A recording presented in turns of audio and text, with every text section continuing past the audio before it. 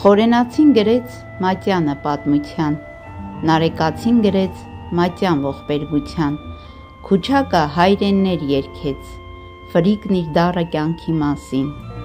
Սայաթնովան դարձավ սիրո գերի, Աբովյանը այս աշխարհի,